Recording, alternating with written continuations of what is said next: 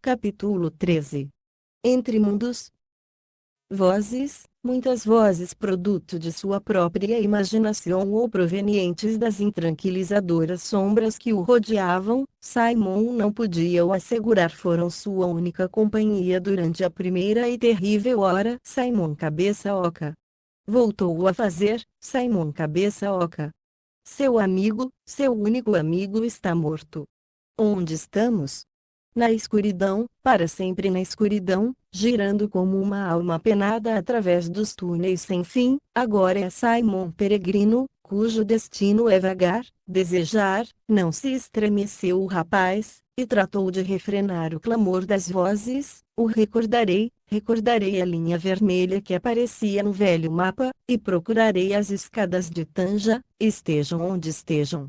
Recordarei os planos e os negros olhos desse assassino de piratas. Recordarei a meu amigo Dr. Morgenes. Simon afundou-se no arenoso solo do túnel, e chorou desconsoladamente, cheio de raiva, como um coração solitário em um universo de negra pedra. A escuridão era asfixiante e resultava-lhe insuportável, quase impedia-lhe respirar. Por que o fez? Por que não correu? Morreu para salvar você, rapaz estúpido, e a Josua. Se tivesse fugido, teriam você seguido. Pirates possuía poderes mais fortes. Teriam sido capturados, e depois teriam seguido ao príncipe, para apresá-lo e voltá-lo a encerrar na cela.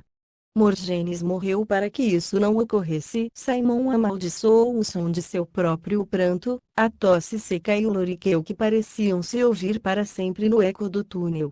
Esvaziou seu ser de tudo isso, e soluçou até que sua voz foi um som áspero, um som que pôde suportar, e não o gemido de um cabeça oca perdido na escuridão. Mareado e sentindo-se doente, secou-se as lágrimas com a manga da camisa e notou que tinha esquecido o peso da esfera de cristal de Morgenes. Luz. O doutor tinha lhe proporcionado luz. Junto com os papéis que descansavam atravessados no cinto de seus calça, era o último presente que o idoso lhe tinha feito. Não murmurou uma voz, o penúltimo, Simon peregrino. O jovem moveu a cabeça em uma tentativa de desfazer do medo que sentia. Que era o que tinha dito Morgenes quando atou o objeto brilhante à delgada pata do pardal?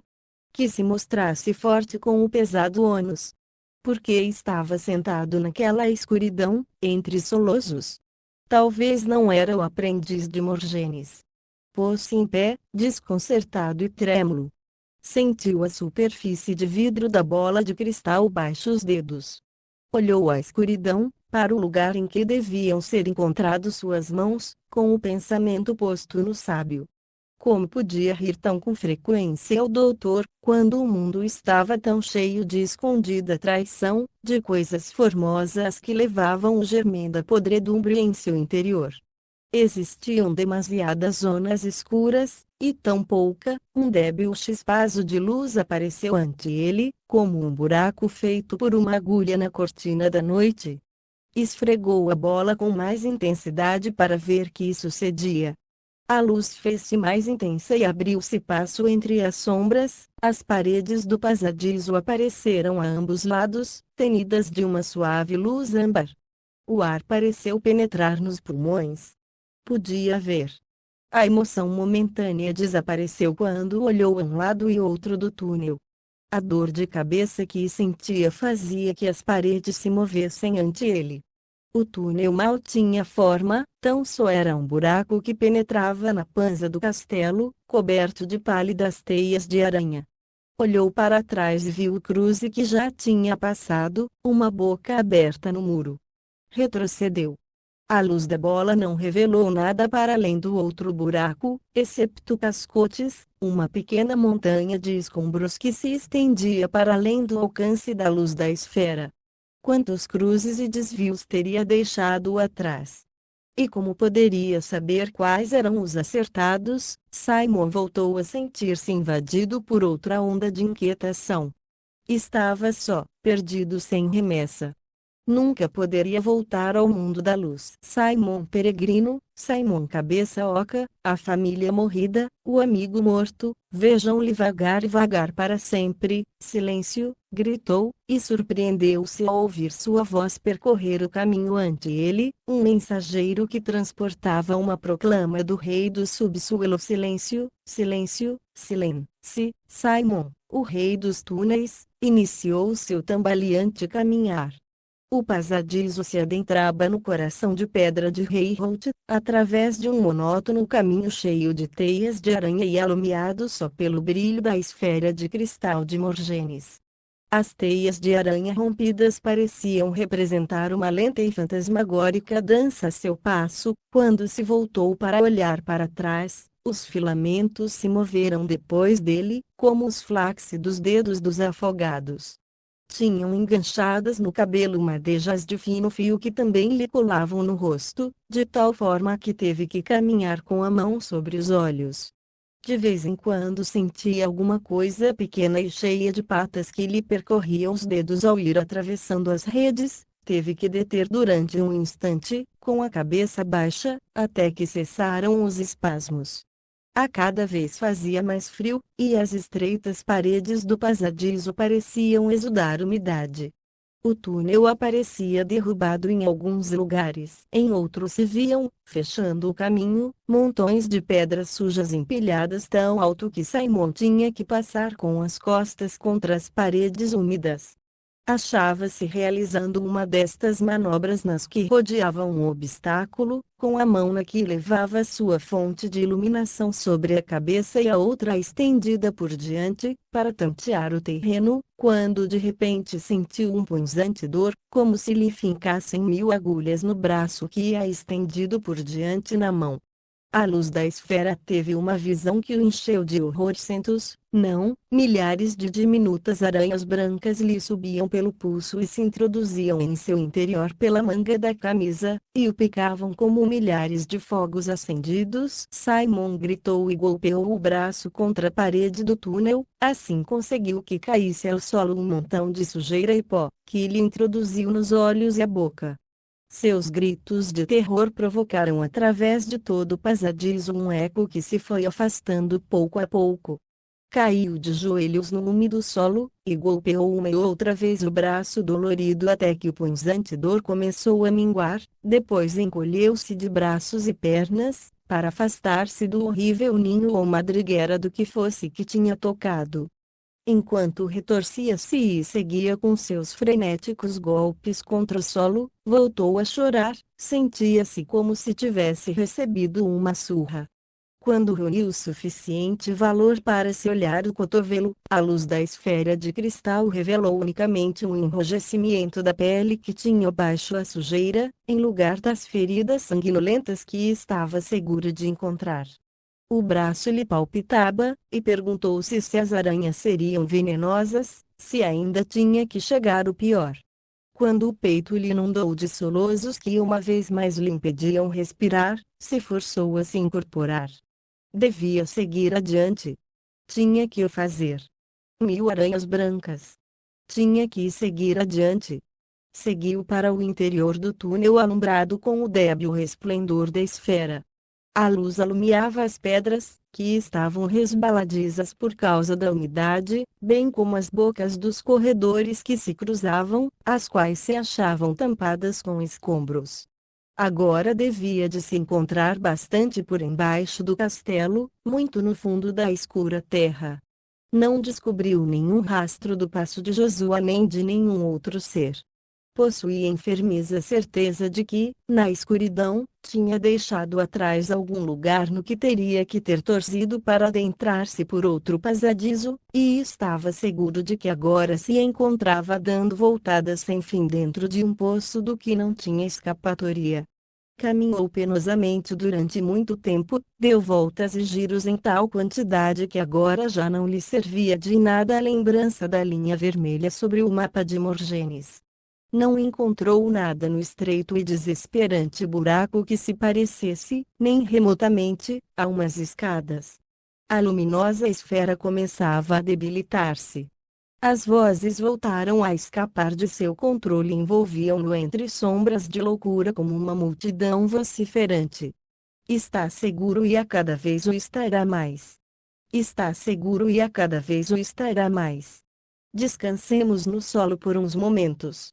Queremos dormir, só uns instantes, dormir. O rei tem umas besta em seu interior, e Pirates é seu guardião. Meu Simon, chamou você Morgenes.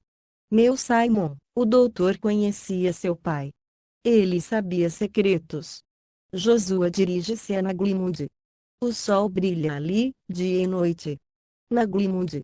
Ali a gente come doce mel e bebe uma clara, muito clara água. Em Naglimund o sol brilha no céu. O sol é cálido e brilhante. É cálido. Por quê? De repente, o ar do úmido túnel tinha se voltado muito quente. Simon avançou dando traspiés, com a segurança de que sentia o princípio da febre ocasionada pelo veneno das aranhas. Ia morrer na escuridão, na terrível escuridão. Nunca reveria o sol, ou a sentir seus. O bochorno pareceu penetrar no interior dos pulmões. A cada vez fazia mais calor. A calorosa atmosfera rodeou-o, a camisa colou-lhe ao peito, e o cabelo, à frente. Durante um instante sentiu ainda mais pânico do que tinha sentido até aquele momento. Terei estado caminhando em círculos? Tenho andado durante anos só para voltar a encontrar entre as ruínas das estâncias de Morgenes, entre os queimados e enegrecidos restos de sua vida. Não era possível. Tinha caminhado para baixo, e nunca lhe pareceu que se tivesse dirigido para cima, à exceção de uns ligeiros passos. Por que fazia tanto calor? A lembrança de uma das histórias de Shen, o encarregado dos estábulos, abriu-se caminho em sua memória. Uma história sobre o jovem Prestigion vagando através da escuridão para o grande calor, para o dragão Shurakai em sua guarida abaixo castelo, aquele castelo. Mas o dragão está morrido. Eu toquei seus ossos, que formam um solio amarelo na sala do trono. Já não existe nenhum dragão, nenhuma forma adormilada, de respiração profunda, do tamanho de um campo de torneios, que espera na escuridão com garras tão afiadas como espadas e uma alma tão antiga como as pedras de Ostenhard. O dragão está morrido. Mas talvez os dragões não tinham irmãos? E daí ruído era aquele que se ouvia, aquele apagado e constante ruído. O calor era insuportável e o ar estava inundado de fumaça. Simon sentia seu coração como se fosse um pedaço de chumbo. A esfera de cristal começou a reduzir sua intensidade justo quando grandes manchas de luz rojiça escureceram a débil potência da esfera. O túnel se alisou, já não girava nem à direita nem à esquerda, sina que continuava para adiante por uma longa e erosionada galeria que desembocava em um ditel em forma de arco. Este brilhava alumiado por uma difusa luz anaranjada. Simon tremeu, enquanto o suor escorregava-lhe ao longo do rosto, mas sentiu-se atraído para a saída. Desce a volta e joga a correr, cabeça oca. Não pôde o fazer. A cada passo que dava representava um grande esforço, mas ainda assim se acercou ainda mais. Chegou até a arcada e assomou a cabeça, cheio de temor. Tratava-se de uma grande caverna, inundada de luz. As paredes de pedra pareciam derretidas e compostas como a cera na base de uma vela. Durante uns instantes os olhos de Simon abriram-se cheios de assombro. Na parte mais afastada de a caverna apareceram uma veintena de formas ajoelhadas ante a figura de um monstruoso e lameante dragão. Um segundo mais tarde pôde ver que não se tratava disso. A imensa figura agazapada contra a pedra era um enorme forno. A fundição. A fundição do castelo. Por toda a caverna apareciam homens mascarados e pesadamente vestidos que forjavam armas de guerra. Grandes recipientes de viente ferro fundido eram extraídos dos chamas com a ajuda de longas varas. O metal burbujeava e siseava ao ser vertido nos moldes, e acima da rouca voz da fundição retumbavam os sons metálicos do martelo contra o yunque. Simon retrocedeu ao interior do túnel. Por um momento tinha pensado jogar para diante e correr em direção àqueles homens, pois homens eram, apesar de sua estranha vestimenta. Naquele instante pareceu-lhe que qualquer coisa seria preferível dantes que o escuro túnel e as vozes, mas o pensou melhor. Achava que aqueles indivíduos lhe ajudariam a escapar. Sem dúvida, só conheceriam um caminho para sair da abrasadora fundição, um caminho que levava de volta acima, de regresso às garras de Prirates, se é que tinha sobrevivido ao inverno das estâncias de Morgenes ou à brutal justiça de Elias. Simon sentou-se ao pensar. O ruído da fundição e sua dolorida cabeça impediram-lhe fazê-lo com clareza. Não podia recordar ter passado nenhum cruze de túneis desde fazia tempo. Na parede mais afastada da caverna tinha visto uma fileira de buracos, pode que não fossem nada excepto câmeras de armazenamento, ou calabouços, mas mais bem dava a impressão de que podiam ser tratados de diferentes caminhos que levassem para o exterior da câmera. Voltar ao túnel sobre seus passos parecia-lhe uma loucura, covarde, mais que covarde. Entumecido e magoado, Simon encontrava-se no fio da indecisão. Regressar, e vagar de novo através da mesma escuridão que já conhecia, através dos túneis cheios de aranhas, e com a única fonte de luz de que dispunha quase extinguida, ou atravessar o rugente inferno de afundição, e desde ali, quem podia saber o que ocorreria? Será o rei do subterrâneo, o senhor das lágrimas. Não, sua gente tem partido, o deixem. Simon deu-se um golpe na cabeça, para tratar de afugentar as vozes.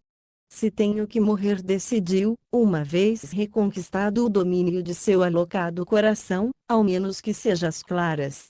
Inclinou-se para diante, com a cabeça palpitando, para olhar a esfera de cristal que repousava entre suas mãos. A luz extinguia-se, com uma vibração, parecia regressar à vida. Simon guardou-a no bolso. Os chamas do forno e as figuras que passavam ante elas configuravam compulsivas explosões de cores vermelho, laranja e negro ao longo das paredes. O rapaz saiu da ombreira da arcada e escondeu-se depois do declive de uma rampa. O seguinte esconderijo resultou ser uma destruída estrutura de tijolos, a umas 15 ou 20 yardas de onde estava acurrucado, um forno em desuso que se encontrava em uma das margens da câmara. Tomou umas quantas bocanadas de ar e lançou-se naquela direção, médio correndo e média força. Doía-lhe a cabeça, e quando atingiu o forno teve que apoiar sobre os joelhos até que lhe passou um pouco. O bestial rugido da fundição penetrava como um trovão no atormentado cérebro de Simon e chegava inclusive a silenciar as vozes que produziam o doloroso clamor. Foi de lugar escuro em lugar escuro, pequenas ilhas de sombras no meio de um oceano de fumaça vermelha e ruído. Os homens da fundição não levantaram a mirada nem o viram. Mal se comunicavam entre eles, limitavam-se a gesticular no meio de todo aquele estrondo, como homens com armadura no meio do caos da batalha. Seus olhos, pequenos pontos que refletiam a luz, apesar de levar seus rostos mascarados, pareciam ter um único objetivo brilhante, compacto fluxo de ferro quente.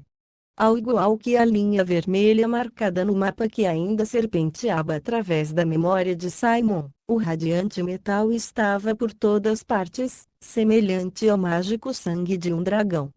Em uns lugares saltava por encume da borda de algum recipiente e caía ao solo, onde parecia se romper em mil gotas, brilhantes como gemas. Em outros lugares serpenteava através da rocha para ir cair, entre fumaça cinzente, em um estanque de água salobre. Grandes línguas incandescentes, que eram vertidas por enormes recipientes, teniam de escarlata aos mascarados homens da fundição. Simon arrastava-se e se escabulia de rincão em rincão dando um laborioso rodeio pela borda da gruta fundição, até que conseguiu chegar à rampa próxima que conduzia ao exterior. O opressivo e asfixiante calor, ao igual que seu próprio espírito ferido, lhe impeliram a subir depressa, mas a aplastada terra da rampa mostrava uma profunda impressão de carroça. Tratava-se de uma saída muito utilizada, meditou Simon, com a mente cheia de pensamentos nebulosos e lentos. Não era o lugar que deveria escolher para sair de ali. Ao final atingiu uma das bocas sem rampa que se abriam na parede da caverna. Resultou difícil subir pela ablandada pelo fogo, pelos chamas do dragão, rocha, mas as escassas forças que ainda podia reunir lhe permitiram atingir a boca e se meter de cabeça nas sombras protetoras do interior, com a esfera debilmente alumiada entre suas mãos, como uma luciérnaga atrapada. Quando pôde recordar quem era, se encontrou arrastando pelo solo. Outra vez de joelhos, cabeça oca. A escuridão era completa, e Simon moveu-se às cegas para o interior da escura boca. Baixo suas mãos o solo parecia estar seco e coberto de areia. Seguiu a força durante muito, muito tempo, inclusive pareceu-lhe que as vozes começavam a sentir pena por ele. Simon perdido, perdido, só a sensação de ir se afastando pouco a pouco do calor o convenceu de que se movia, mas para que e para onde? Arrastou-se como um animal ferido através das sombras, indissenso, sempre para baixo. Talvez chegaria ao mesmíssimo centro da Terra daquela maneira. Os seres que serpenteavam entre seus dedos naqueles momentos não significavam nada para Simon. A escuridão era completa, tanto dentro como fora. Em seu interior, o rapaz sentia-se quase incorpóreo, como um fardo de assustados pensamentos que se afundavam na enigmática terra. Algo depois, quando a já escurecida esfera que tinha apertado entre suas mãos durante tanto tempo parecia fazer parte dele, começou a alumbrar de novo, desta vez com estranha clareza azulada. De um vibrante núcleo de cor azul começou a expandir-se luz até que teve que sujeitar a bola por adiante da cabeça, ainda que o destello fizesse bisquear. Incorporou-se com lentidão e uma vez em pé respirou com dificuldade, as mãos e joelhos lhe hormigavam nos lugares que tinham estado em contato com a areia do solo. A parede, por embaixo do musgo, aparecia coberta por uma espécie de azulejos, em alguns lugares rompidos e desconchados, e em outros inexistentes, pelo que podia ser visto a macia terra. Depois dele, o túnel parecia ascender e as impressões de seu passo se detinham onde agora estava. Ante ele continuava a escuridão. Simon decidiu que caminharia sobre as pernas durante um momento. O passadiço alargou-se ao cabo de um momento. As entradas arqueadas de dezenas de outros corredores uniam-se ao que percorria Simon, a maioria delas cobertas com terra e pedras. Cedo apareceram lousas baixo seus passos, desiguais e desencajadas pedras que, não obstante, atrapavam a luz da esfera com estranhas opalescências. O teto pareceu adquirir forma de ângulo acima dele de maneira gradual, fora do alcance da luz azul. O corredor continuava descendo na terra. Algo que podia ter sido o bater de asas de um morcego revoloteou na vacuidade que se estendia sobre a cabeça do garoto. Onde estou? Como pode chegar até tão abaixo o rei Holt? O doutor disse que tinha castelos sobre castelos, até chegar ao esqueleto da terra. Castelos sobre castelos, sobre castelos, deteve-se sem dar-se conta, e voltou-se para permanecer ante um dos cruzes de passadizos. Em algum lugar em sua cabeça podia ser visto e observar o aspecto que apresentava andrajoso, sujo e movendo a cabeça de lado a lado, como um idiota. A baba caía-lhe pela comisura dos lábios. A escura entrada que tinha ante ele aparecia aberta, sem obstruções, e flutuava um estranho aroma, como de flores secas. Simon jogou-se para diante, com um braço estendido e sustentando em alto, na outra mão, a esfera de cristal. Que formoso lugar! Formoso! Tratava-se de uma habitação em perfeito estado, segundo o que dela podia ser visto com a luz azulada da esfera, tão arranjada como se alguém acabasse de sair. O teto era abovedado e estava enfeitado de delicados traços e linhas pintadas, algo que sugeria arbustos espinosos, cepas de uva ou o serpentear de mil torrentes. As janelas arredondadas estavam tapiadas e a sujeira e os sedimentos cobriam o solo de azulejos, mas todo o demais permanecia em um estado impecável. Viu uma cama, uma maravilha de trabalho em madeira e uma cadeira de patas tão delgadas como as de um pássaro. No centro da habitação encontrava-se uma fonte de pedra polida, dava a sensação de que a água cantarina ia manar dela de uma hora para outra. Um lar para mim. Um lar nas profundidades da terra. Um leito no que dormir profundamente até que Pirates, o rei e os soldados tenham desaparecido. Deu uns quantos passos para adiante e permaneceu junto à cama, cujas sábanas eram limpas e maculadas como as mortajas dos benditos. Um rosto olhava-o desde uma hornacina acima do leito. Tratava-se de um esplêndido e inteligente rosto de mulher, uma estátua. Algo no busto não acabava de ser perfeito, os rasgos resultavam demasiado angulosos, os olhos demasiado grandes e afundados, os pómulos altos e pronunciados.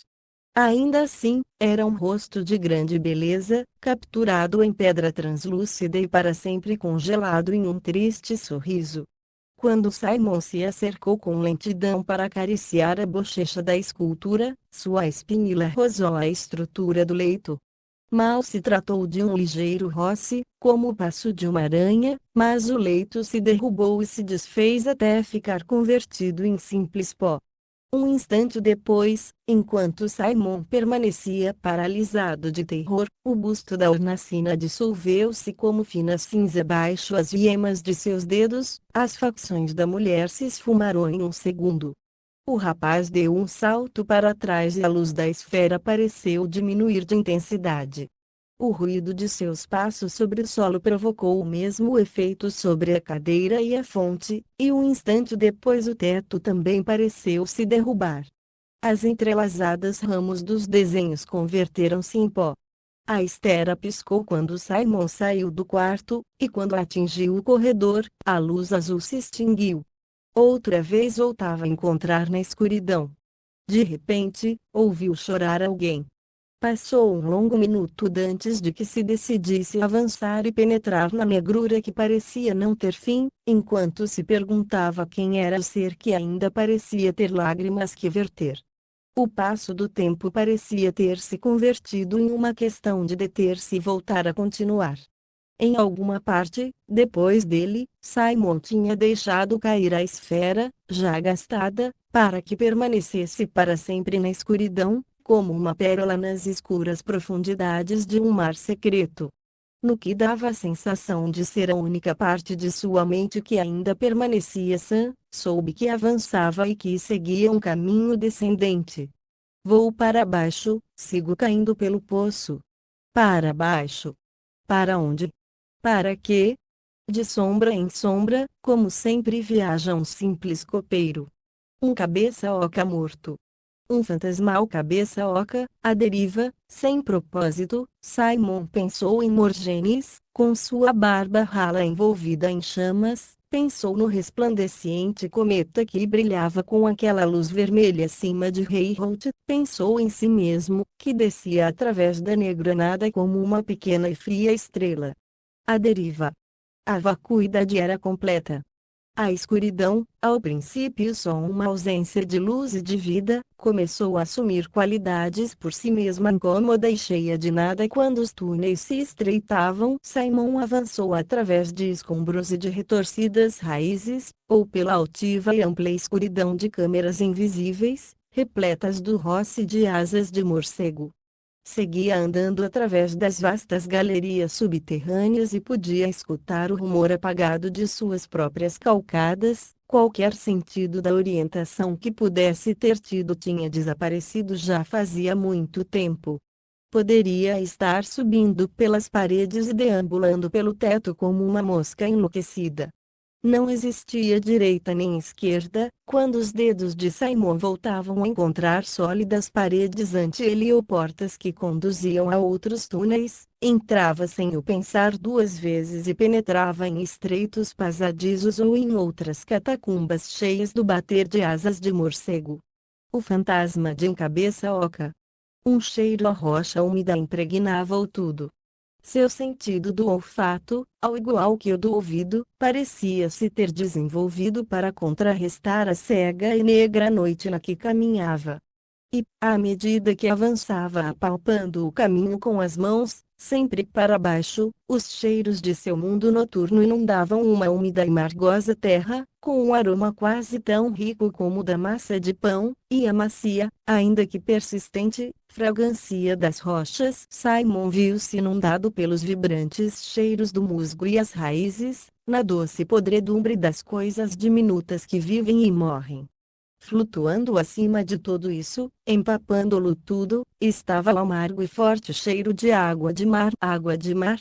Com a respiração contida escutou os distantes sons do oceano.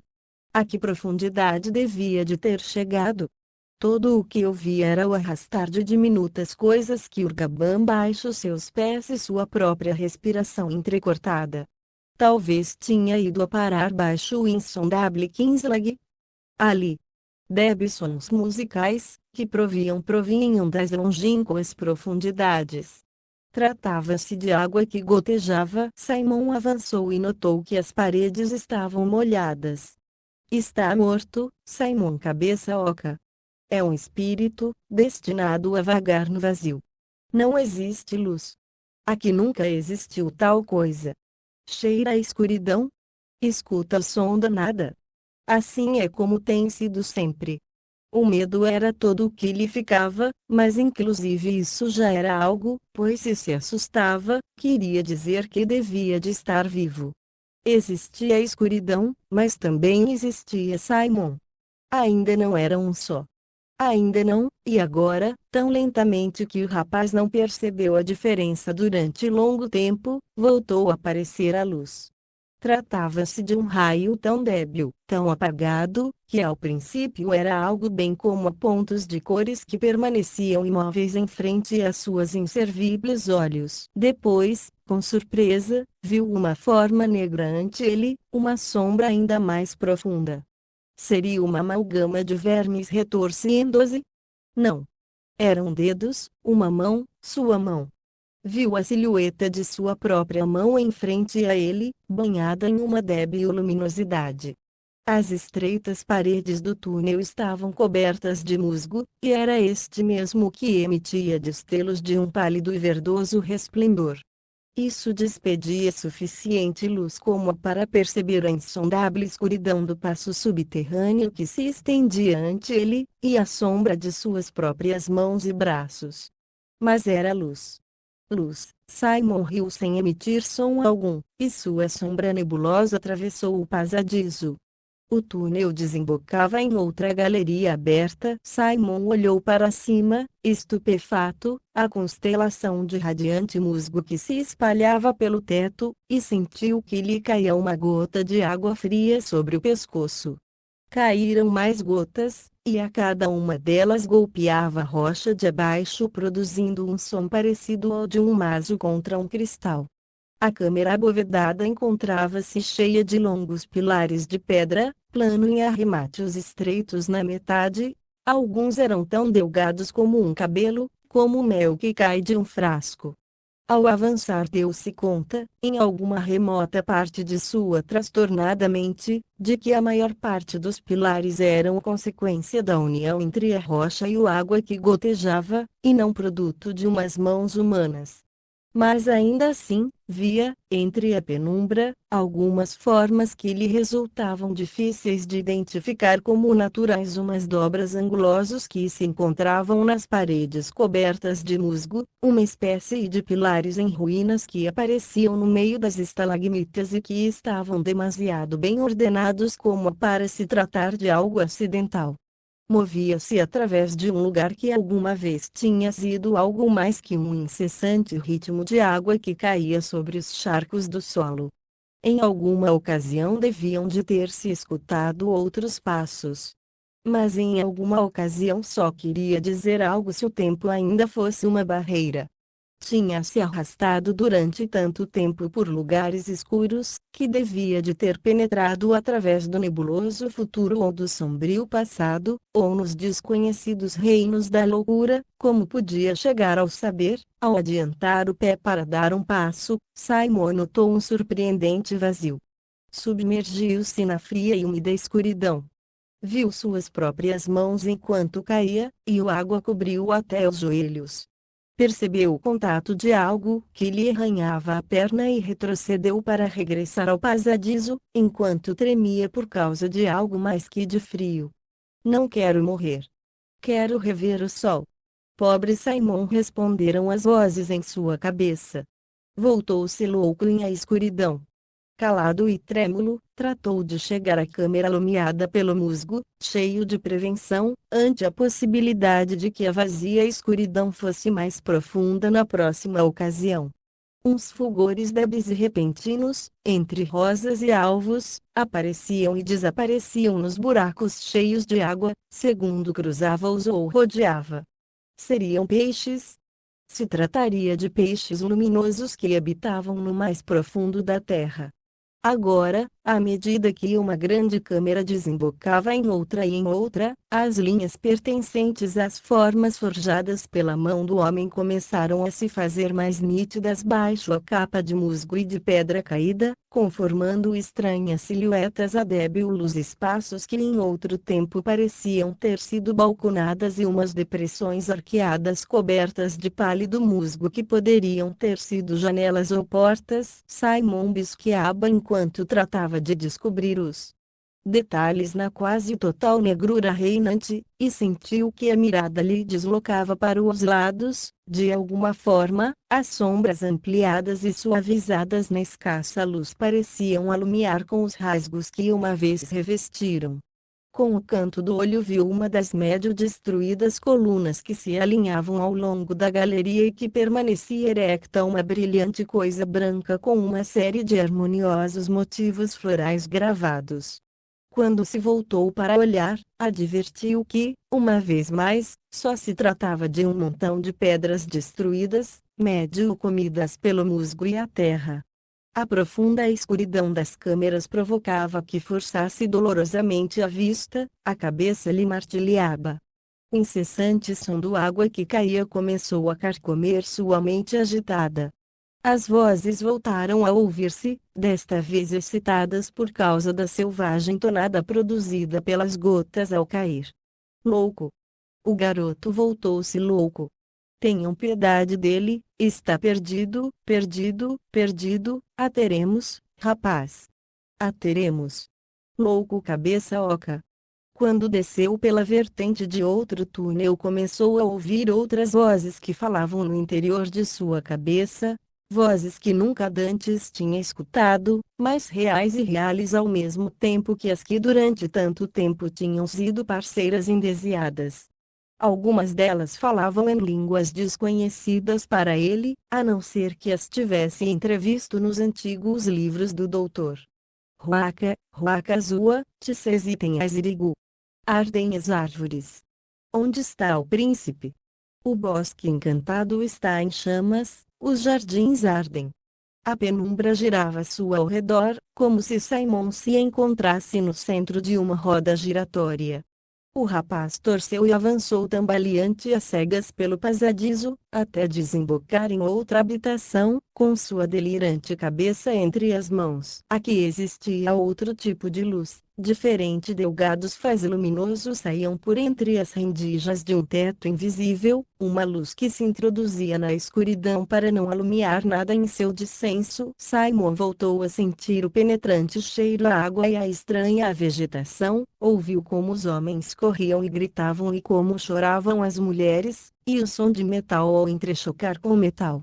Naquela estranha penumbra percebia o som de alguma terrível batalha que se desencadeava à sua ao redor, mas que não o afetava.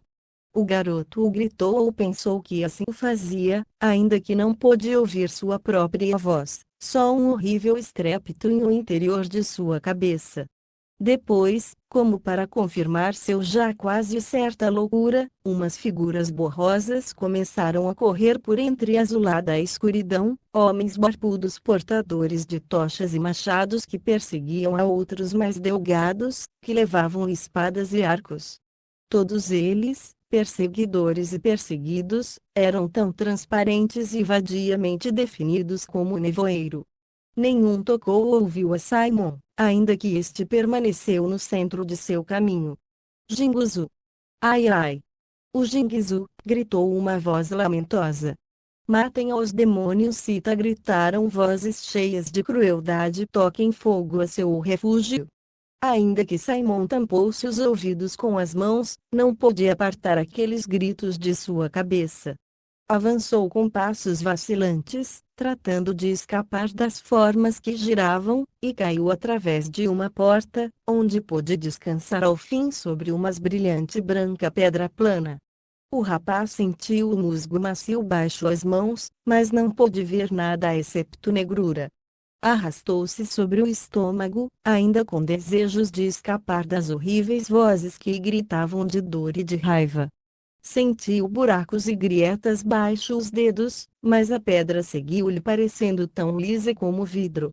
Finalmente atingiu a borda e levantou a mirada para ver o negro vazio que cheirava a tempo, à morte e ao paciente oceano.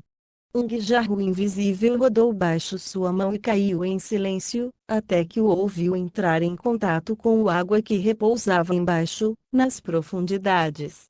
Algo grande e alvo brilhava a seu lado. Simon levantou sua pesada e dolorida cabeça da borda do lago interior.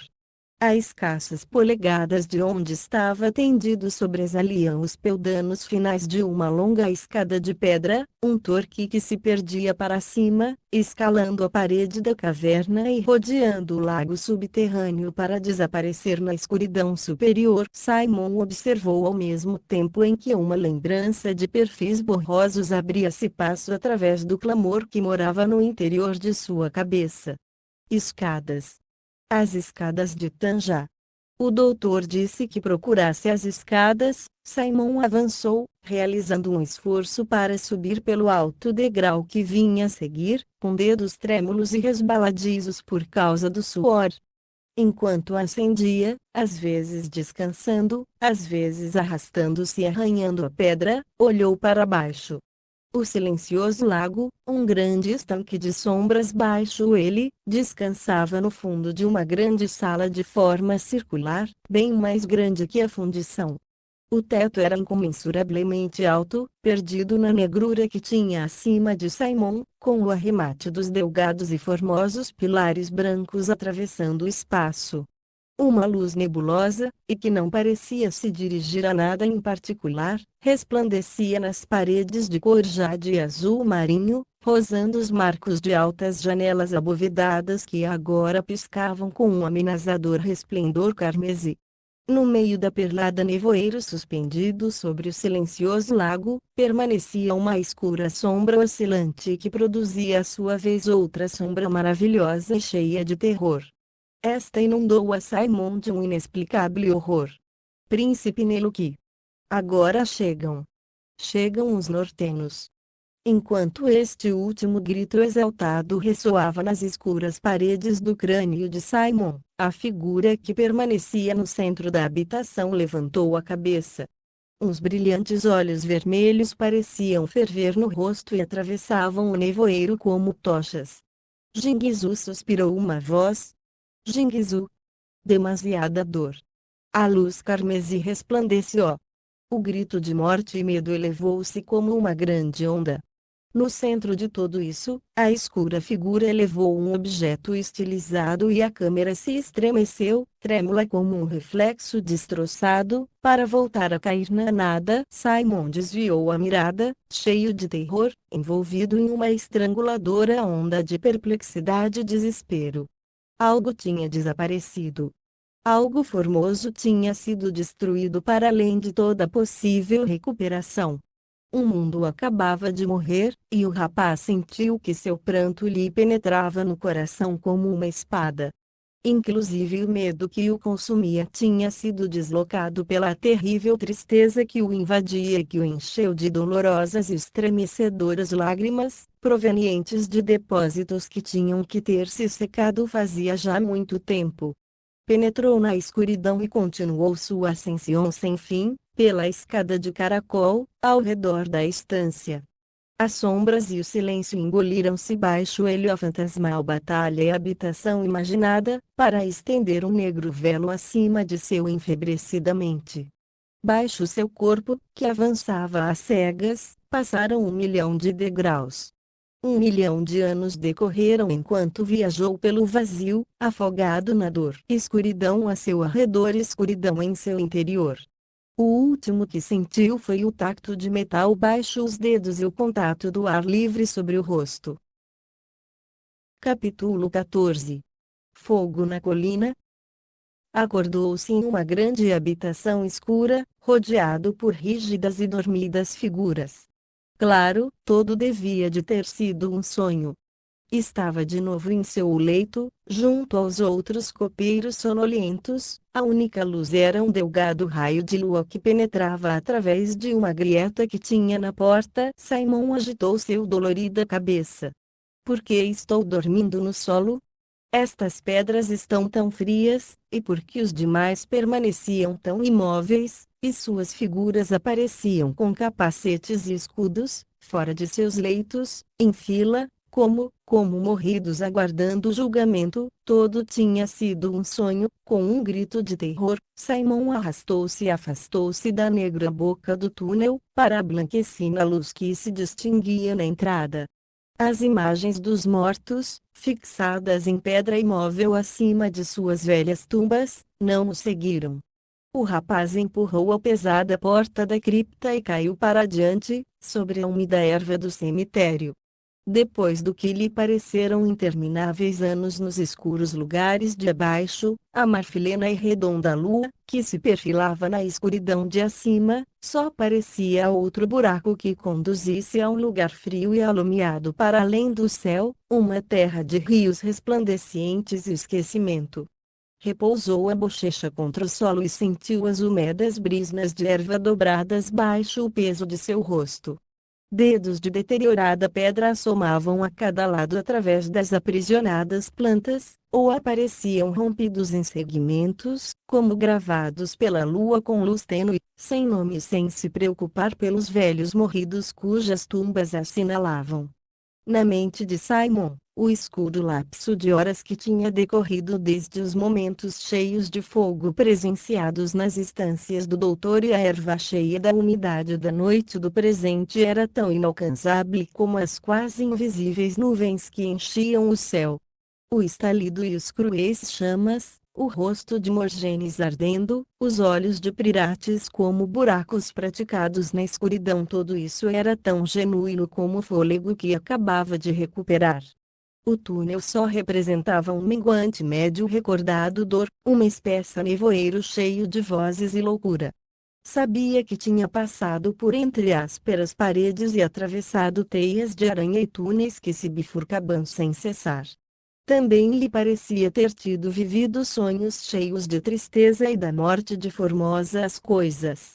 Sentia-se como uma folha em outono, frágil e sem nenhum tipo de força.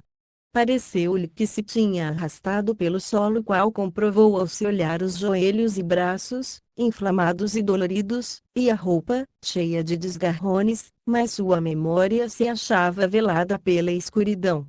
Nada de tudo isso lhe parecia o suficientemente real, não como o cemitério no que agora estava esticado, à luz da lua. O sonho introduzia-se desde a parte de atrás de sua cabeça com passos lentos mais decididos. Simon lutou contra essa sensação, pôs-se de joelhos e sacudiu a cabeça. Não podia ficar a dormitar ali, ainda que, pelo que sabia, não se tinha iniciado nenhuma perseguição através da obstruída porta da câmara do doutor, mas isso não queria dizer grande coisa. Seus inimigos dispunham de soldados, de cavalos e da autoridade do rei. As vontades de dormir deixaram lugar ao medo e a um pouco de raiva. Tinham-lhe roubado todo o que tinha, seus amigos, e seu lar, de modo que não o iam despojar do único que lhe ficava a vida e a liberdade. Incorporou-se com dificuldade e jogou um vistazo a seu ao redor, depois apoiou-se na lápide da tumba para secar-se as lágrimas de medo e cansaço. As muralhas de Erchester se erguiam a uma média légua, como um cinto de pedra alumiado por a lua, que separava os dormidos cidadãos de o cemitério e do mundo que se estendia para além. Ante as portas da muralha chegava a pálida forma da rota de Wildhelm, à direita de Simon, a rota serpenteava para o norte, por entre as colinas, à sua esquerda, acompanhava o rio Imstreca através das granjas que se estendiam baixo Zuerf, por Flaciri, na orla oposta, e por último através das praderas do este. Parecia obrigado pensar que os povos que se encontravam ao longo da grande rota seriam os primeiros lugares nos que a guarda erquina procuraria um fugitivo.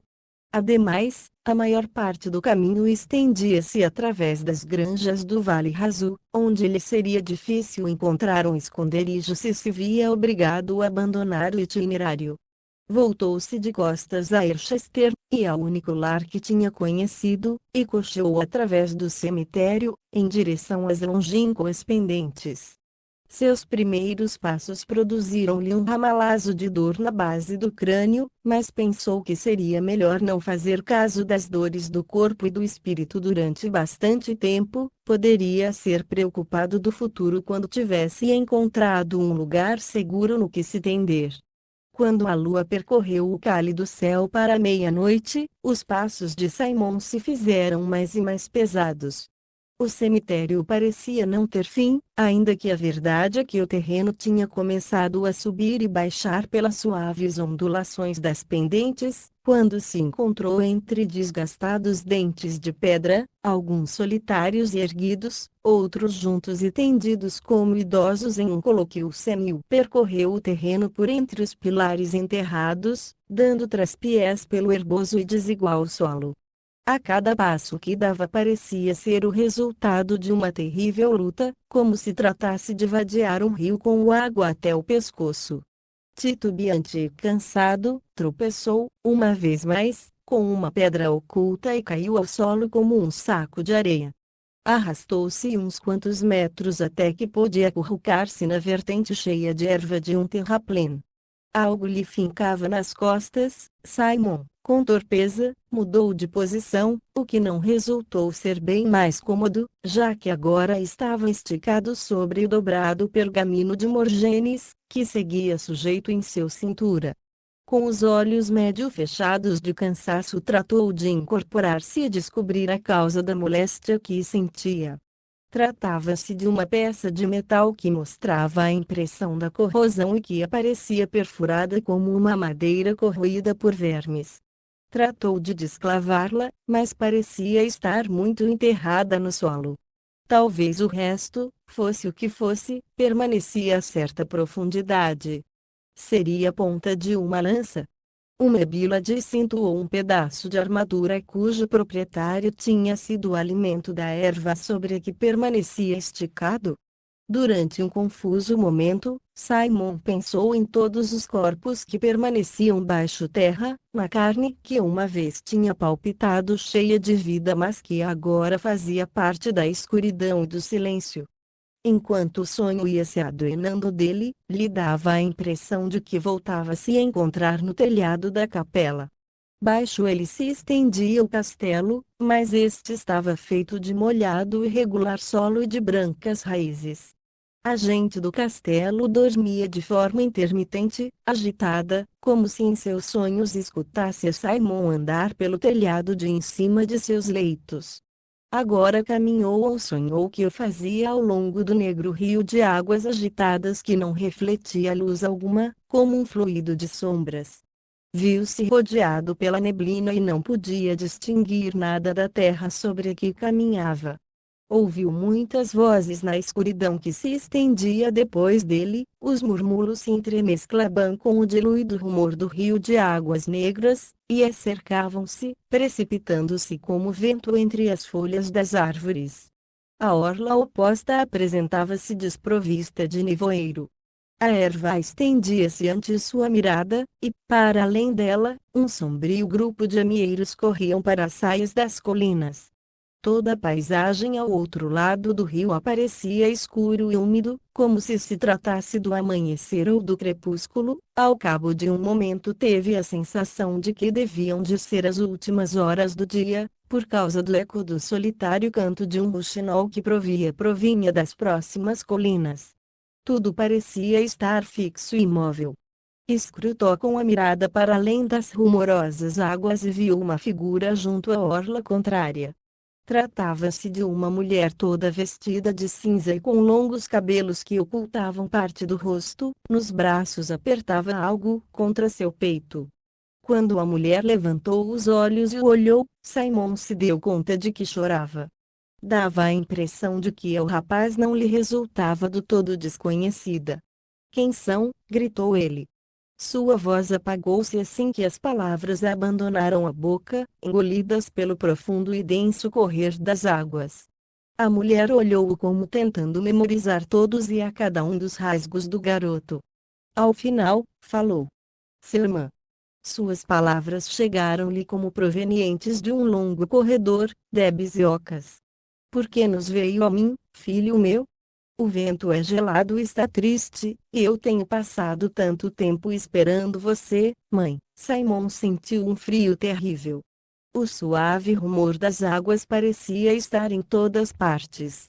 A figura voltou a falar. "Não nos vimos desde faz muito tempo, meu querido filho.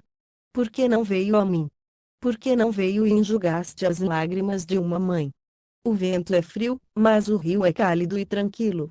Vem, é que não vai cruzar para vir comigo?" A mulher estendeu os braços, e a boca, baixo os olhos negros, abriu-se em um sorriso. Simon moveu-se em direção a ela, para sua mãe perdida que o chamava, caminhou e desceu pela orla para o serpenteante e negro rio. Os braços da mulher estavam estendidos para ele, para seu filho, e então, Simon viu que a figura apertava entre os seus braços. O que agora balançava desde uma mão estendida era uma boneca feita de canas, folhas e talos de erva retorcidos.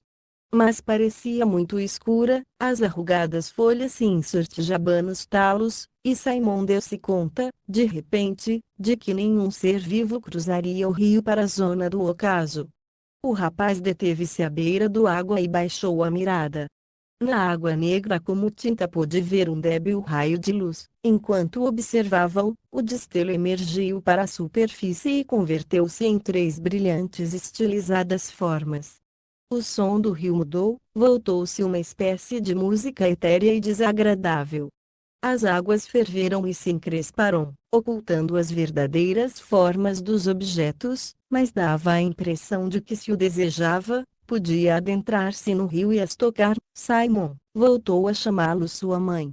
O garoto levantou a vista e viu-a mais afastada, viu que retrocedia lentamente, como se a terra cinza fosse um torrente que a afastasse dele. Os braços da mulher permaneciam abertos e sua voz ressoava com a vibrante solidão do frio que procura o calor e do infrutuoso desejo da escuridão pela luz. "Simon, Simon!" A voz soou como um quejido de desespero.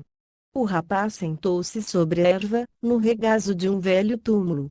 A lua ainda estava alta, mas a noite se tinha feito mais fria.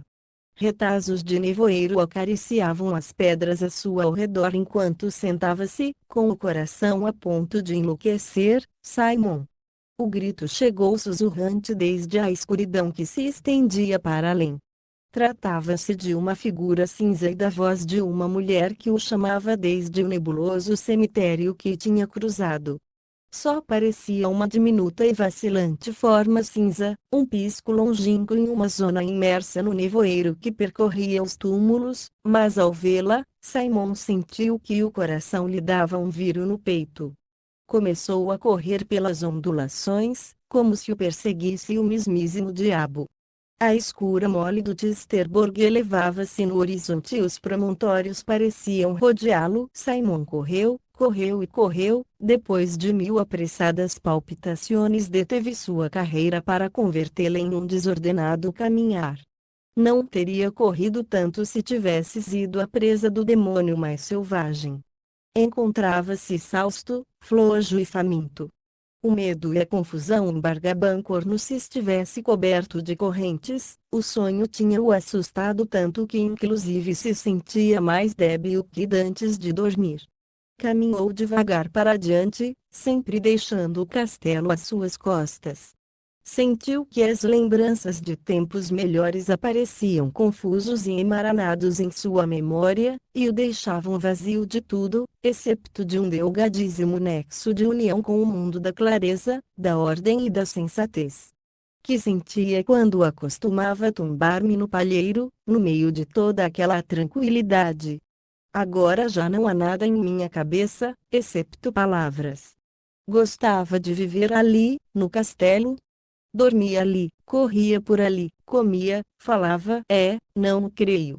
Parece-me que desde sempre tenho caminhado por estas pendentes, baixo a luz da lua, esse rosto branco, caminhando e caminhando, como lastimeiro e solitário espírito de um cabeça oca, andando e andando. Uma súbita lamarada que apareceu na cume da colina deteve suas lôbregos pensamentos.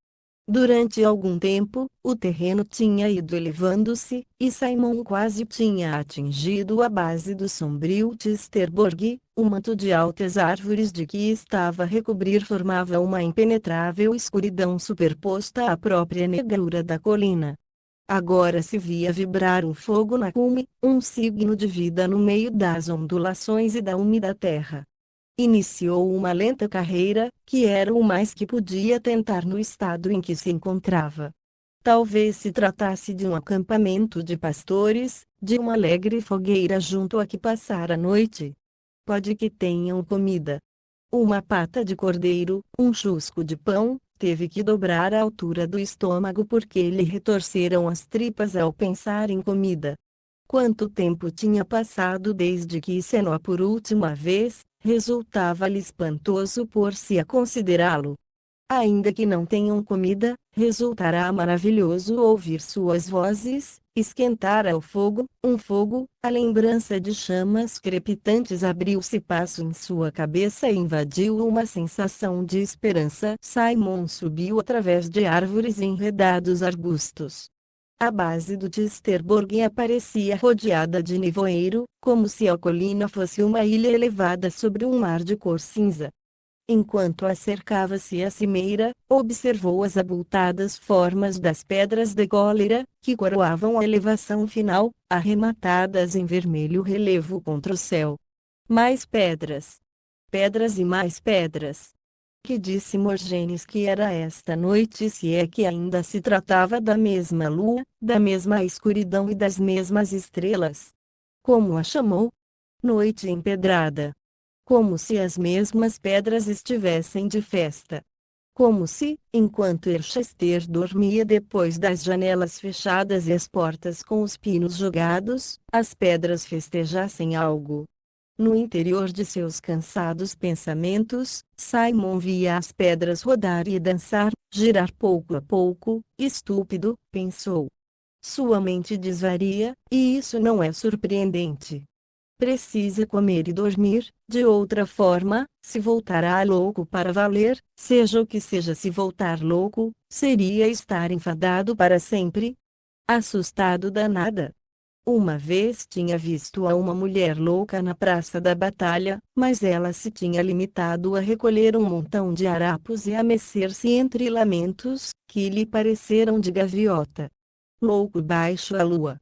Um cabeça oca louco. Simon atingiu a última fileira de árvores que rodeavam a cume da colina.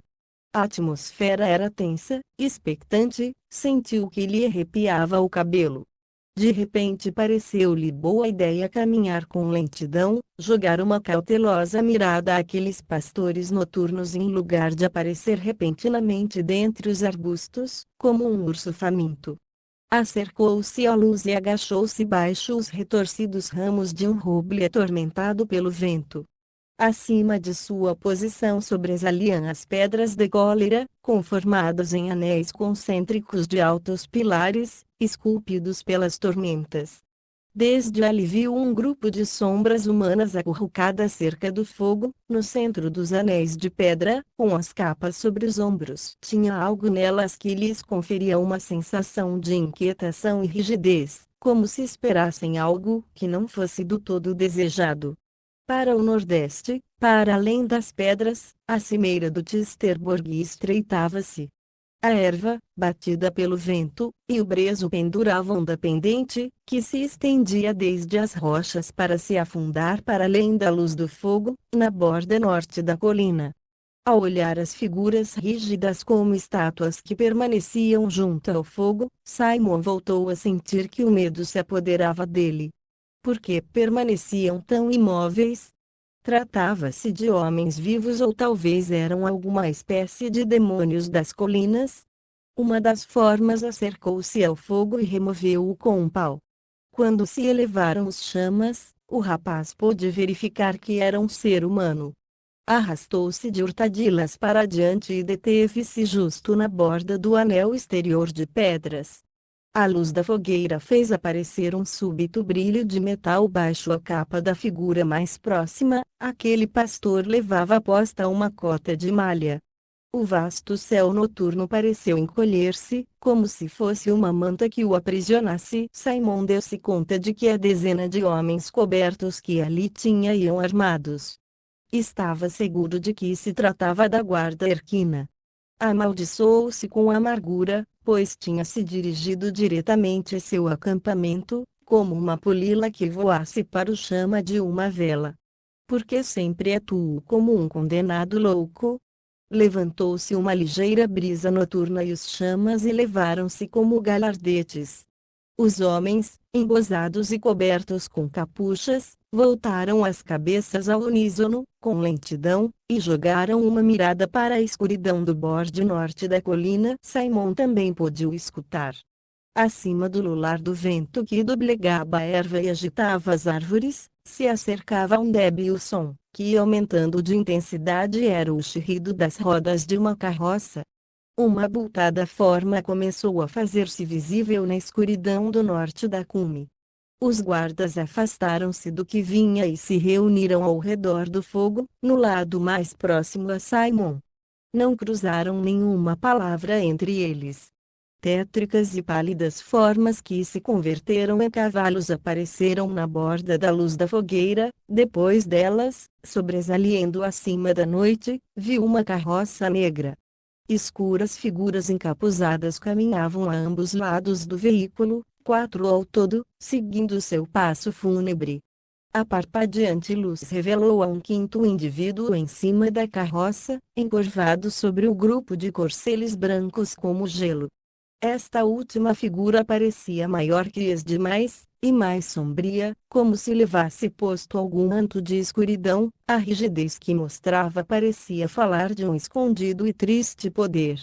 Os guardas continuaram sem mover-se, mas permaneceram observando em atenta posição.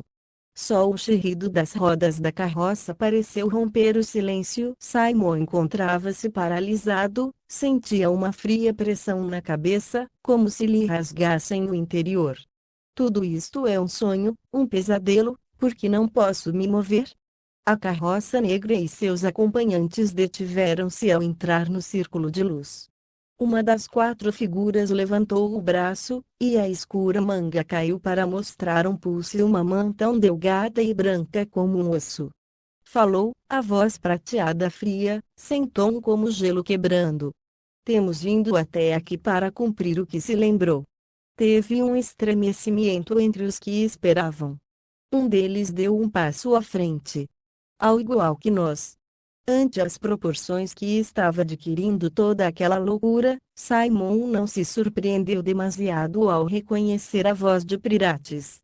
O sacerdote tirou-se a capuz, a luz da fogueira traçou um arco alto em sua frente e destacou a cadavérica profundidade das bacias de seus olhos.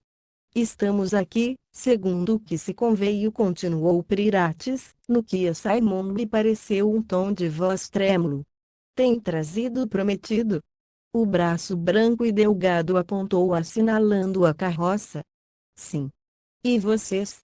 O sacerdote assentiu com a cabeça. Dois dos guardas agacharam-se e apanharam um bulto que descansava sobre a erva, o levaram para adiante e deixaram junto à bota do alquimista. Aqui está, disse Pirates. Este é o presente para vosso amo. Dois das figuras envolvidas nos mantos negros dirigiram-se à carroça e, com muito cuidado, baixaram um objeto grande e escuro. Enquanto traziam-no para a luz, um a cada extremo do bulto, se levantou uma ráfaga de ar que bateu a colina.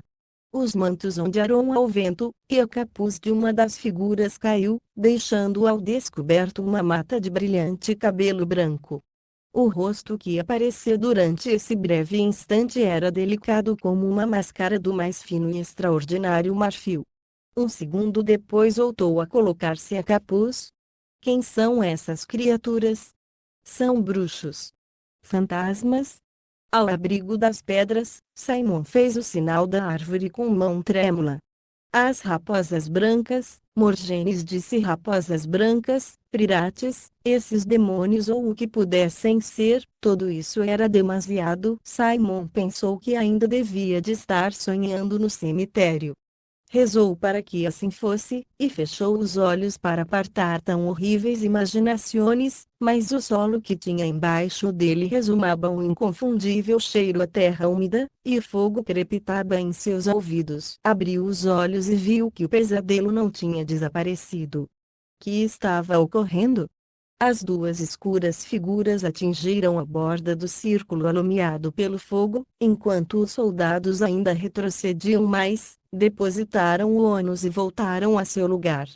Tratava-se de um ataúde, ou ao menos era algo com essa forma, mais de 3 palmos de alto. Uma fantasmagórica luz azul aparecia latente na borda da caixa. Mostrem o que tem prometido, disse a primeira criatura vestida de escuro. Pirates fez um gesto e o bulto que repousava a seus pés foi jogado para adiante. Quando os soldados retrocederam, o alquimista empurrou o objeto com a ponta de uma de suas botas. Tratava-se de um homem, amordazado e com os pulsos atados. Simon mal pôde reconhecer a redonda e pálida face do conde Breiugar, o lorde da guarda. A figura envolvida em roupas escuras observou as maguladas facções de Breiugar durante um intervalo. Sua expressão permaneceu oculta entre as dobras da capuz, mas quando falou se advertiu o desagrado em sua clara voz, desprovida de tom. Isto não parece ser o prometido. Pirates inclinou um pouco o corpo para um lado, cercando a criatura encapuzada. Este permitiu que o que tínhamos prometido escapasse, disse, com algo de apreensão. Portanto, ocupará seu lugar.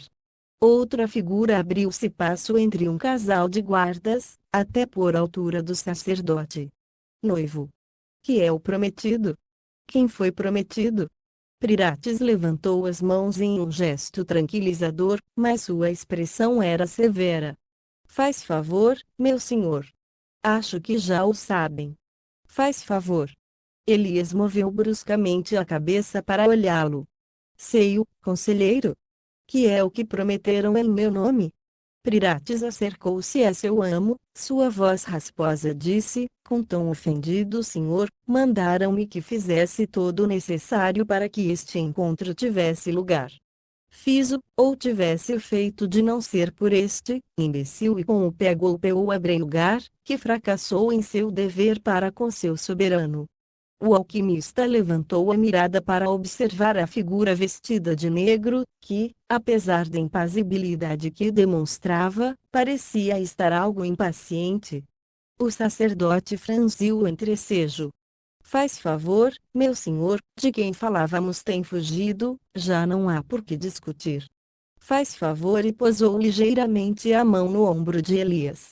O rei evitou o contato e, desde as sombras de seu capuz, olhou a seu conselheiro, mas sem dizer nada. Prirates voltou-se outra vez para a negra figura. Oferecemos vocês a este, seu sangue também é nobre. Sua linhagem é alta. De alta linhagem? Perguntou o indivíduo, e seus ombros sofreram uma sacudida, como se ao o pensar risse. Ah, sim, isso é importantíssimo. Sua família remonta-se a muitas gerações de homens? Perguntou a escura capuz, girou-se para encontrar a velada mirada de seus colegas. Assim é, respondeu o sacerdote, algo desconcertado. Desde faz centos de anos. Bem, nosso amo estará na verdade comprazido, disse o encapuzado, e riu com uma espécie de agudo trino que fez retroceder um passo a Prirates. Procedam. O conselheiro olhou a Elias e este descobriu sua cabeça. Simon sentiu que o céu ainda empequenecia mais. O rosto do rei aparecia pálido inclusive junto aos vermelhos chamas e parecia flutuar no ar. A noite se arremolinou, e a impazível mirada do soberano refletiu a luz como faria um espelho em um corredor alumiado por tochas. Finalmente, Elias assentiu. Prirates deu um passo e agarrou Abreiugar pelo pescoço para arrastar até a espécie de ataúde, onde o deixou cair no solo. A seguir, se desabrochou a capa e fez visível um apagado brilho de roupas vermelhas, depois rebuscou entre as dobras interiores até extrair uma longa e curvada folha, como uma foice. Elevou-a ante seus olhos, enquanto encarava-se no ponto mais ao norte dos anéis de pedra, e começou a cantar com uma voz que, a cada instante que decorria, aumentava em volume e autoridade. Ao escuro, que é o amo deste mundo, a quem domina o céu do norte Vazir Sombris, Feata Concordim. Ao negro caçador, possuidor da mão de gelo Vazir Sombris, Feata Concordim. Ao rei da tormenta, ao que está fora de todo alcance, ao morador da montanha de pedra, ao gelado e ardente, ao dormido mas acordado Vazir Sombris, Feata Concordim. As figuras vestidas de negro balançaram-se todas excepto a que permanecia sobre a carroça, que seguia tão rígida como as mesmas pedras de cólera, e um ciseu emergiu desde o centro do grupo, misturado com o vento, que de novo parecia se ter levantado. Escuta aos que te suplicam, gritou Prirates. Ao besouro baixo vosso pé, a mosca entre vossos frios dedos, ao sussurrante pó de vossa sombra sem fim escutem-me. Ouçam-me. Timior coelos exalta-te-mei. Pai das sombras, que o pacto fique selado. A mão do alquimista desceu e agarrou a cabeça de Breiugar. O conde, que seguia tendido aos pés de Prirates, tratou de se incorporar e se tambaleou.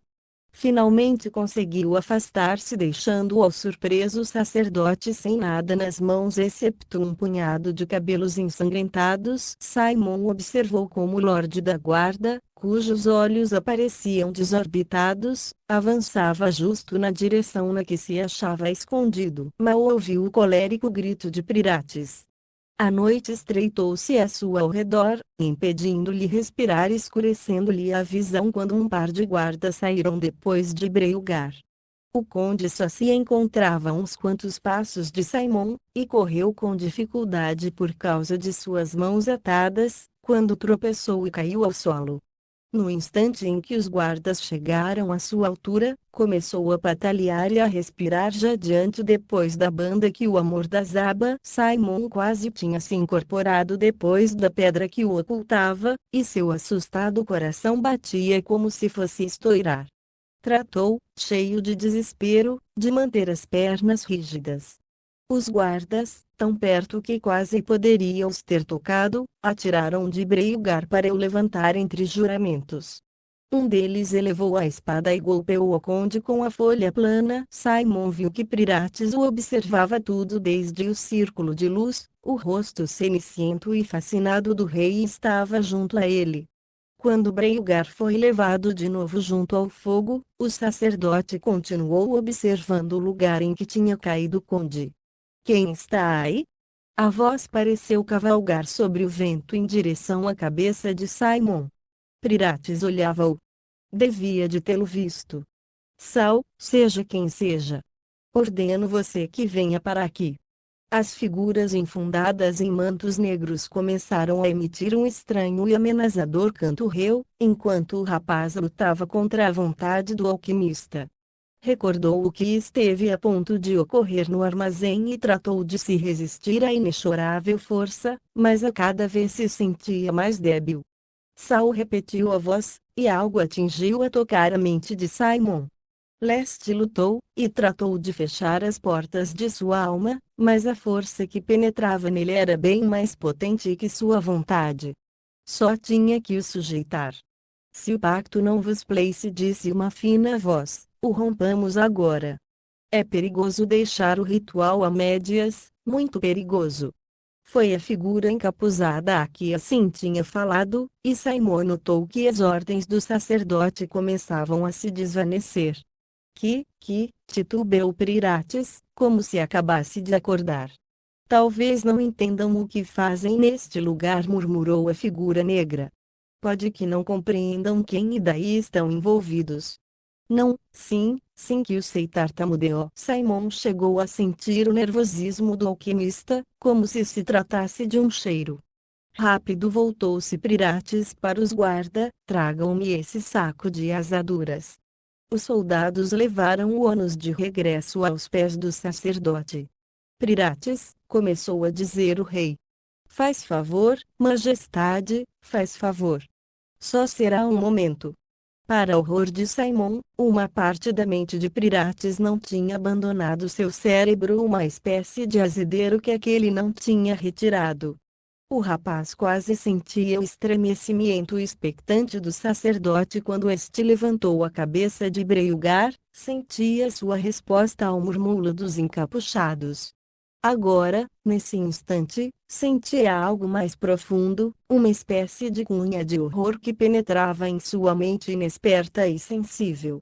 Uma espécie de inexplicável outro estava ali, na noite, um terrível alguém que permanecia no ar acima da colina como uma nuvem asfixiante, e que ardia no interior da figura sentada na carroça como um oculto chama negro, também habitava nos corpos das pedras. A foice elevou-se. Durante um instante, a brilhante curva carmesí da folha pareceu uma segunda lua no céu, uma velha e vermelha lua crescente. Pirates gritou em uma língua que Simon não pôde entender. Aisamucitequia. Ainakiga. A folha desceu e Breiugar caiu para diante. De seu pescoço manou sangue púrpura, que caiu no ataúde. Durante um instante, o lorde da guarda retorceu-se com violência abaixo a mão do sacerdote, para ficar tão flácido como uma enguia, o escuro fluido continuou manando sobre a negra tampa. Enredado em uma estranha emaranhado de pensamentos, Simon não pôde evitar experimentar a aterradora euforia que sentia Pirates. Depois de tudo isso sentiu alguém, como uma coisa fria, escura, horrível e vasta. Seus antigos pensamentos cantaram com obscena alegria. Um dos soldados vomitava e, se não tivesse sido pela insensibilidade que o dominava e silenciava, Simon teria feito o mesmo. O alquimista apartou o corpo do conde a um lado, Breiugar caiu como um fardo, com os dedos muito brancos retorcidos para o céu. O sangue humeava em cima da escura caixa, e a luz azul brilhava ainda mais. A linha que descrevia ao redor da borda se fez mais pronunciada. Pouco a pouco, de forma terrível, a tampa começou a abrir-se. Sagrado Osíris que me amam, sagrado Osíris que me amam. Os pensamentos de Simon eram uma febril e aterrorizada confusão. Me ajudem, ajudem-me. O diabo está no interior dessa caixa e está saindo. Faz favor, ajudem-me, oh, faz favor, ajudem-me. Conseguimo-lo, conseguimo-lo, diziam outros pensamentos, alheios aos seus. Demasiado tarde para dar marcha atrás. O primeiro passo disseram os mais frios e terríveis de todos. Como pagarão, pagarão, pagarão, quando a tampa se abriu, uma luz saiu do interior, uma luz cor índigo misturada com uma cinza nebuloso e púrpura, uma luz terrível que deslumbrava e batia. A tampa acabou de abrir-se, e o vento fez-se mais débil, como se estivesse assustado e doente por causa da luminosidade que saía da grande caixa negra. Ao final pôde ser visto o que continha. Jinguizu sussurrou uma voz na cabeça de Simon. Jinguizu, tratava-se de uma espada que repousava no fundo da caixa, mortífera como uma víbora. Devia de ser negra, mas aparecia moteada por um estranho brilho, uma espécie de fosforescência cinza, como uma mancha de azeite sobre a água negra.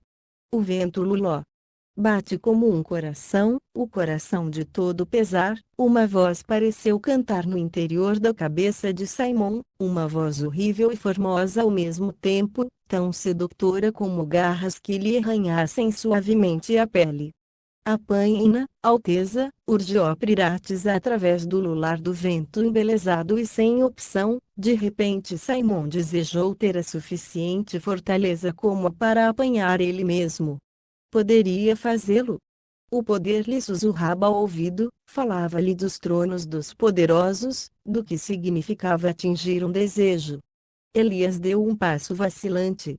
Um dos soldados que tinha junto a ele retrocedeu e começou a correr entre os soluços colina abaixo, para desaparecer entre a escuridão das árvores. Em uns instantes, só Elias, Prirates e o oculto Simon foram os únicos que permaneceram no cume da colina junto aos encapuchados e sua espada. Elias deu outro passo, agora já se encontrava sobre a caixa. Tinha os olhos desorbitados pelo medo, parecia estar assaltado pela dúvida e seus lábios moviam-se sem cessar e sem emitir som algum. Os invisíveis dedos do vento agarraram sua capa, e a erva da colina agitou-se baixo os tornozelos do rei.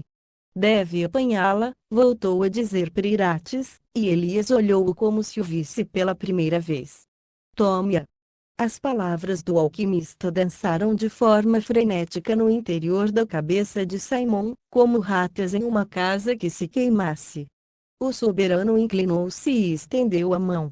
A cobiça que tinha sentido o rapaz se converteu em horror ante o selvagem vazio da escura canção da espada. Não é bom.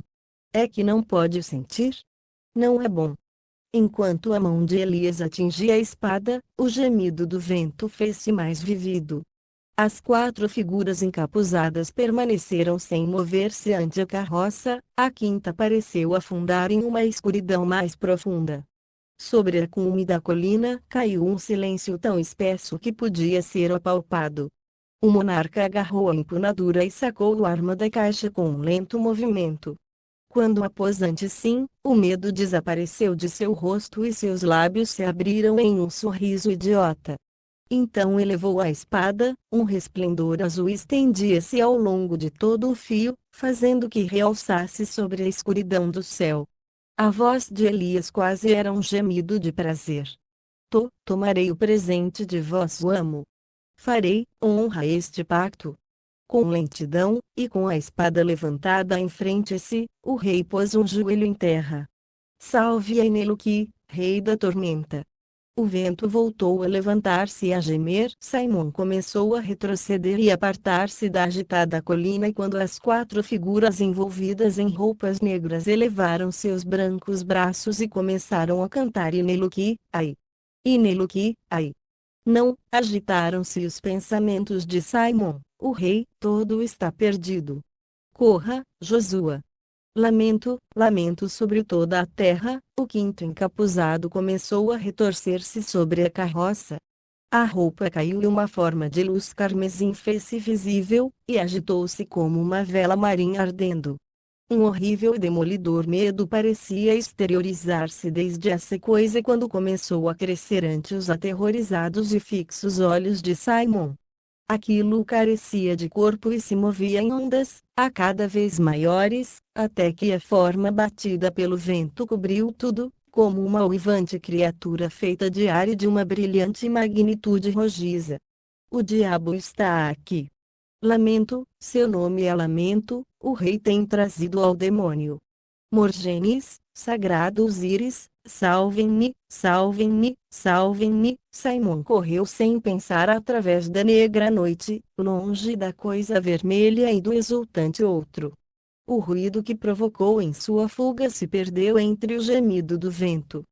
Os ramos golpeavam-lhe os braços e se enredavam entre o cabelo e o rosto como farpas, a gelada garra do norte, as ruínas de Azua. Ao final o rapaz tropeçou e caiu, e seu espírito afastou-se de todo aquele horror. Afundou-se em uma escuridão mais profunda e, no último instante, ouviu as pedras da terra gemer em seus leitos, sob ele.